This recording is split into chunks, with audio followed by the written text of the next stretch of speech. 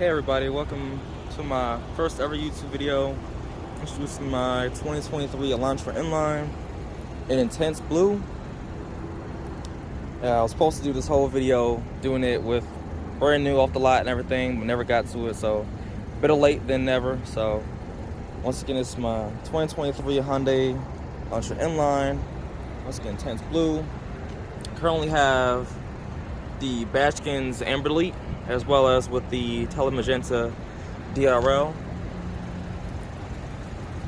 Currently got 15,000 miles on it. It's a great car. It's not bad. I will say it is very peppy. It is very sporty. It's overall a good car. Gas-wise, pretty much it gets like 350 in the tank, 12.5 gallons. So I really can't complain about that.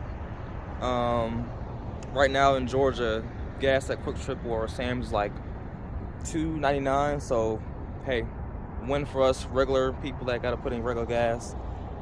But sounds pretty good, drives pretty good. It's front wheel drive, dual clutch. I probably should have got the 6-speed manual, but I ended up getting the dual clutch. And it's pretty much a onlooker. A lot of people ask me, what kind of car is this? You know, what kind of, this a Hyundai or this a gas, electric? And usually the main part people ask is electric is because it's quiet, but it also has the gauge cluster right here. I don't know if y'all can see that. So this is a whole one piece. Same thing they have on a lot of the Hyundai cars. So usually the non-ends and sometimes the ends have it, but you usually have a flat piece here that's empty. But this one has the drive mode, and then you pretty much, let's get it right in here.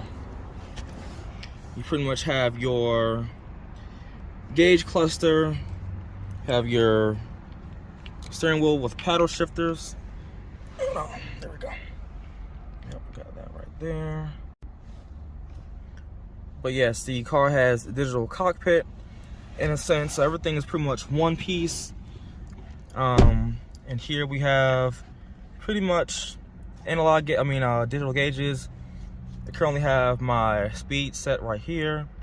Right below that, we have tire pressure, and pretty much you have your drive mode where it shows you where it switches back to eco, normal, or up to sport, and it changes depending on how much you press on the gas.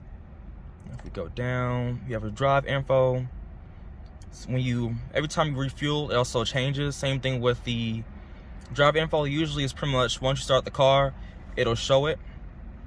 And then same thing when you refuel, it shows the same thing.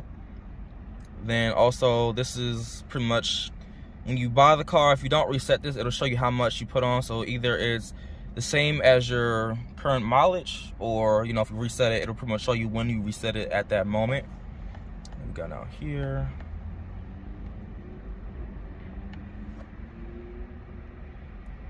Then if we look right here, we also have your selection. So ones I don't have selected are the attention level. Let me press this button here. On this side, we also have, one second. We also have the lane keep assist, which it comes with your dimmer for the lights inside, right there, and also traction control. And pretty much if you press the whole 1, 2, 3, the traction and stability control is also disabled. Then if we come right here, we currently have the home screen. We swipe to the right, we have our main stuff right here. You can also, you pretty much can customize everything on the screen. The cool feature I do like, because we're in Georgia, you can also press HD radio. You have your traffic, you have your Doppler radar and fuel prices. And a lot of people, if you don't know what Doppler is, pretty much Doppler radar, same thing they have in the nose of the planes, is very expensive to replace. But it also shows you your weather basically in a more simpler state. So this is pretty much the weather, and as you see right here, slight rain or very much nothing at all. So pretty much white is fine. Pretty much if it were more reddish, then we have a problem basically. But if you go back to here, you also have your traffic, It also show you depending on if you're going somewhere. So if I set a route in the car, it would pretty much tell me, oh, you know, there's traffic along this route and whatnot, because that would be pretty much highlighted right here. If we go around to fuel prices, and also varies between gas and hybrids. It also shows you the charging stations. So if you have gas, you'll see all these right here. If you have a EV, you'll see charging stations, so that way you can know where to go and how close your distance is to that. Go back to the home screen. We also have your map, your navigation, phone protection like Android Auto and Apple CarPlay. On the 22s and I think 23s or 23s and up, they are wired because they have this gauge cluster. Now they have the gauge cluster with the infotainment with the buttons on the side. Those are wireless. So if you ever come across a Hyundai vehicle and you're thinking about having the wireless CarPlay, make sure they have the knob pretty much right here, as well as pretty much your presets instead of them being down here at the bottom. And currently pretty much have this this phone mount because I'm used to having a wireless system, but since it's wired and it works finicky sometimes, I usually have this mount, and it's pretty much wireless and it's not pretty bad. I think I bought it for like $70 at Best Buy. I'll pretty much link the description in the bio for that, but it's not bad. It pretty much does get charging.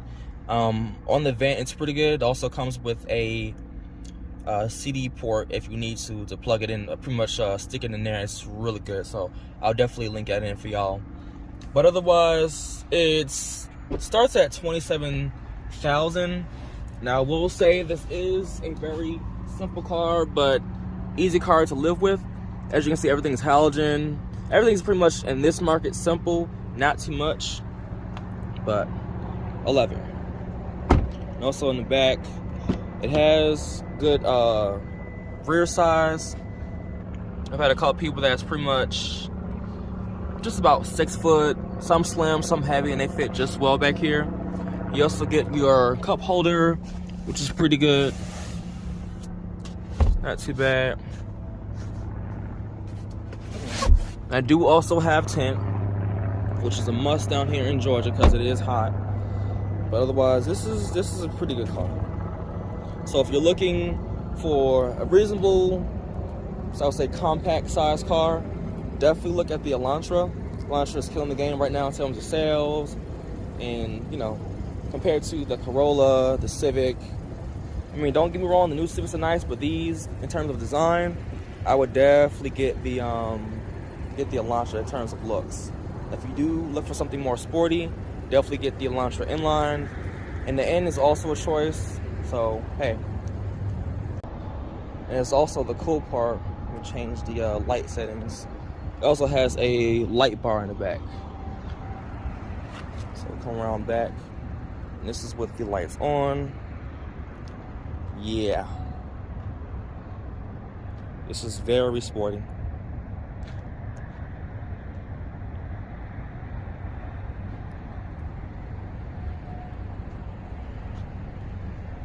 Now, I do wish that our markets kept the two-tone smoke lights, because I think the 22, 23s or 20 to 22, they have the smoke design tail lights. So meaning that how you see these are full red, these would be like a smoked, and then on the outer edge they would have like that black design to it.